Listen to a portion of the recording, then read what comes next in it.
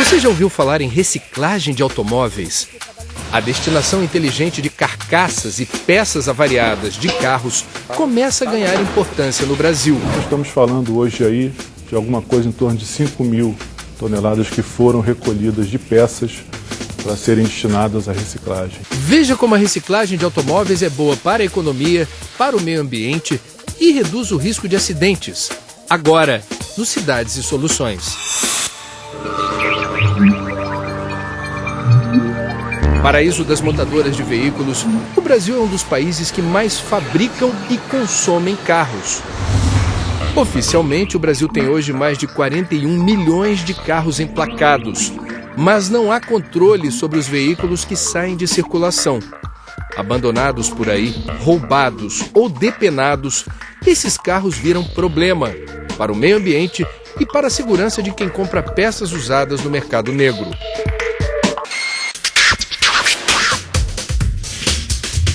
Há 3 anos, uma seguradora de veículos resolveu dar um destino inteligente para os carros avariados em acidentes e enquadrou as oficinas credenciadas a informarem tudo o que deveria ser descartado como lixo. As seguradoras têm no seu dia a dia uma quantidade bastante significativa de carros que colidem, que pegam fogo e que precisam ser reparados em oficinas. Esse processo de reparação gera uma quantidade significativa de peças que são alvo de troca, peças que deixam de ter utilidade no veículo e aí precisam ser substituídas. Essas peças fazem um volume grande e você imagina com a frota que se tem no Brasil, a frota circulante que se tem no Brasil, as oficinas começaram a ficar abarrotadas de peças. As nossas oficinas referenciadas, no nosso entendimento de como tornar esse processo cada vez melhor, foram parceiras na discussão de criarmos um programa que visasse o quê? Visasse fazer com que essas peças deixassem de ocupar espaço nas oficinas, que as oficinas pudessem ter sim espaço para reparar os veículos, que a gente pudesse dar uma destinação correta a essas peças e que elas não fossem parar em margens de rio, em terrenos baldios. A seguradora tem 1.800.000 veículos segurados no Brasil. A cada mês, 20 mil clientes dão entrada nas oficinas com pedidos de reparos. São as perdas parciais. No mesmo período, 6 mil clientes registram perda total do veículo, carcaça e todas as peças inutilizadas. Ao todo, são 170 toneladas de resíduos por mês. Desde que o projeto de reciclagem foi lançado há 3 anos, foi possível dar destinação inteligente a 5.000 toneladas de materiais. Estamos falando de aço, estamos falando de ferro, de vidro, de plástico, de borracha, de baterias que são devolvidas para o fabricante para serem derretidas e aí feitas e produzidas novas baterias. Enfim, é um processo que tem todo um encadeamento lógico, racional e que principalmente visa fazer com que esse produto não fique aí poluindo o meio ambiente. Nós visitamos uma das empresas parceiras do projeto em São Paulo. De onde vêm esses caminhões? Esses caminhões eles vêm das oficinas parceiras nossas. Tá? São quantas oficinas? Em torno de 230 oficinas.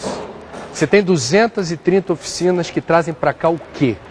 Basicamente o resíduo gerado na operação dele de reparação automotiva. Resíduos diretos e resíduos indiretos. Resíduos indiretos que a gente chama são os resíduos das embalagens. Então é o plástico que embala, madeira, basicamente esses dois. E o resíduo direto da operação dele, que são as peças substituídas.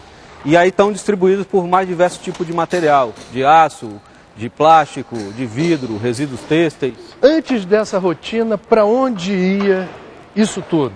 Ficava a cargo das oficinas. Cada uma tinha um processo. Algumas com processo adequado e outras não se sabe como funcionava. São 150 toneladas de materiais por mês. Tudo que chega é pesado na balança antes de seguir para outros destinos.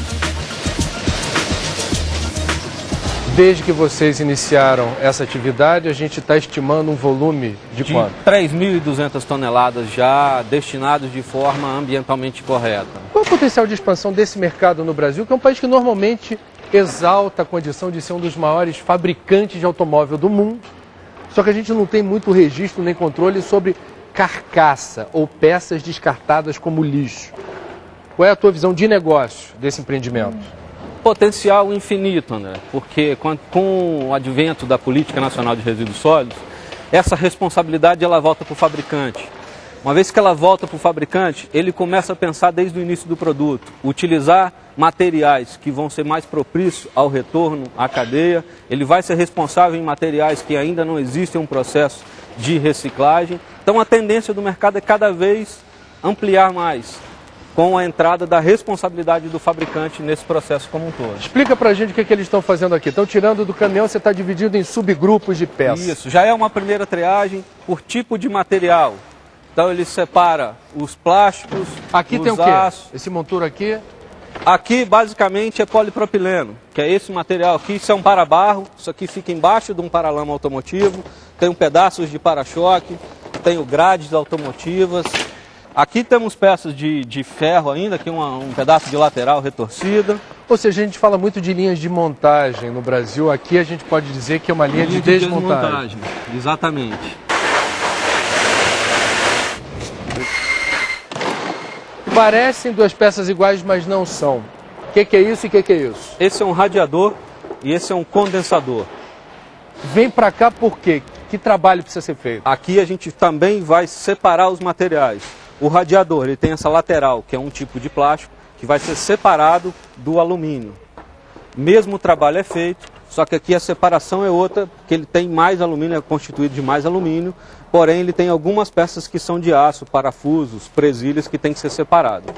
Esse trabalho que é feito. Tudo isso tem utilidade, serventia, sim, destino inteligente. Dúvida. Todos eles. Esse vai para fundição de alumínio, gerar outras peças de alumínio, até mesmo outras peças como essa. E o plástico também segue a cadeia da reciclagem, também vai ser trabalhado nesse sentido. Por que a regra no Brasil não é fazer a desmontagem, o reaproveitamento desses materiais e sim abandonar a própria sorte em ferro velho, oficina clandestina? Porque os ferro velhos e oficinas clandestinas, eles aproveitam, não essa aqui, que essa está bastante avariada, peças menos avariadas e retornam ao comércio para suprir a necessidade de carros mais antigos. Quando se decide reaproveitar peças cujo melhor destino seria a reciclagem, que risco isso representa para o usuário no caso dessas duas daqui? Nessas duas aqui é o risco dele sentir mais calor, porque o ar-condicionado vai parar de funcionar. Aqui já traz um risco para a segurança, porque como ele refrigera o líquido de arrefecimento do motor, se ele causar um vazamento e o veículo perder essa água, pode chegar até a fundir o motor e esse carro parar na estrada, correndo até um risco de acidente. Portanto, esse mercado de peças usadas ou reconfiguradas requer um cuidado enorme. Muito grande. Reciclagem é o melhor caminho? Sem dúvida. Que ela vai voltar para ser uma peça nova, passando por um processo industrial, gerando mais emprego nessa cadeia e trazendo uma peça com segurança para o consumidor. Os para-choques descartados pelas oficinas são cortados em pedaços menores. Depois o material é triturado no tamanho certo para o comprador de plástico reciclado. Isso aqui é para-choque moído. Para-choque moído. Basicamente para-choque. Eu tenho outras peças que são do mesmo material. O painel de instrumento, o para-barro que fica embaixo do paralama, forração de porta, mas o grande volume é para-choque. Quando se reaproveita para-choque, se tritura para ser matéria-prima da indústria de plástico, qual é o benefício ambiental que isso gera? O plástico é uma resina do petróleo, né? Então a gente está diminuindo o consumo de combustíveis fósseis, vamos dizer assim, quando a gente reintroduz o plástico na cadeia como matéria-prima. Qual é a quantidade que você processa apenas desse material? Desse material, em torno de 15 toneladas mês. Para você ter uma ideia de volume, um saco desse aqui tem em torno de 30 quilos, tá? Cada para-choque tem em média 3 quilos. Então a gente está falando que cada saco desse tem aproximadamente 10 para-choques. Aqui tem 10 para-choques? Aqui tem 10 para-choques. Então a gente optou por essa primeira etapa para diminuir o volume de estoque e agregar um valor na destinação dele, fazendo a primeira etapa. Do centro de triagem, fomos para o principal comprador de sucata da empresa. No gigantesco pátio, milhares de toneladas de metais são processados a céu aberto todos os dias. As carcaças ou peças de carro feitas à base de ferro são trazidas para grandes sucateiros como esse daqui. O material é levado para aquele equipamento que faz uma outra segregação para livrar esse ferro de impurezas como cobre e alumínio. O material é triturado e levado para companhias siderúrgicas, onde vai virar aço. É matéria-prima do aço. Muito ruído, muita poeira, tudo por uma boa causa: a destinação inteligente da sucata. De tudo que entrou no triturador, desse lado de cá fica o que eles chamam de impurezas. Borracha, espuma, cobre, alumínio. É o que não interessa às companhias siderúrgicas. O que tem valor para eles está do lado de cá. É um outro monturo. Materiais ferrosos. É isso que é a matéria-prima do aço e o que é transportado para as siderúrgicas. Qual a vantagem de vocês trabalharem ou terem como fornecedor quem já faça essa separação prévia dos materiais? A vantagem é muito grande, porque já elimina uma parte da separação de resíduos. Como você pode olhar ali atrás, a borracha, pneu, vidro, todo esse material, isso aí é custo para a gente estar separando.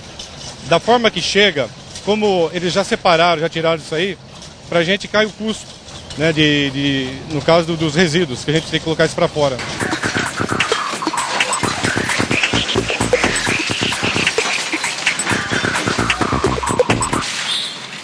De toda a sucata que vocês recebem aqui, qual é a parte que vende automóveis velhos? Hoje isso está em torno de entre 30% e 35% do material que chega hoje ao nosso depósito. Se no Brasil fosse regra e não exceção o descarte inteligente de carcaça e materiais descartados como lixo a partir de automóveis, que benefício isso traria para esse gênero de negócio? Seria muito mais interessante, porque deixaria de estar nas ruas uma carcaça que poderia estar causando problemas, né? E seria excelente para o meio ambiente, né? Porque usaríamos menos recursos naturais para gerar o mesmo material no final. Por que é tão difícil no Brasil se operar essa mudança na direção do descarte inteligente de carcaças? Acredito que faltam políticas mais direcionadas a isso, para que seja feito esse descarte com mais inteligência.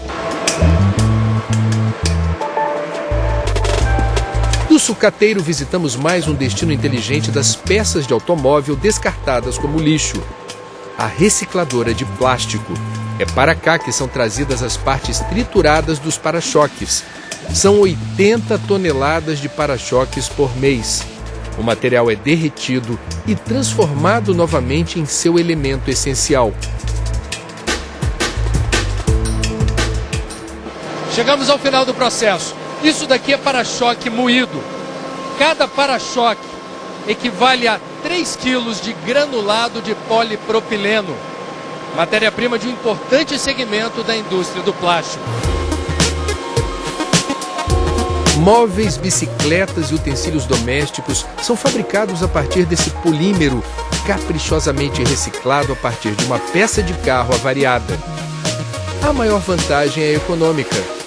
Cada quilo de plástico de para-choque reciclado custa R$ 1,50, enquanto o plástico virgem não sai por menos de R$ 6,50. Qual é o potencial de replicagem dessa experiência ou dessa iniciativa no Brasil? Eu acredito sim que esse potencial é gigante, é enorme, e os benefícios são para todos, inclusive para o consumidor, para o proprietário de veículo, que vai poder saber que peças que foram retiradas do seu veículo estão tendo uma destinação numa linha de sustentabilidade, vão ser reprocessadas, vão voltar com outro artefato que até que não seja necessariamente aplicado no veículo, mas que peças que ele venha a comprar, por exemplo, não são peças que tenham origem que não seja absolutamente ou corretamente identificada.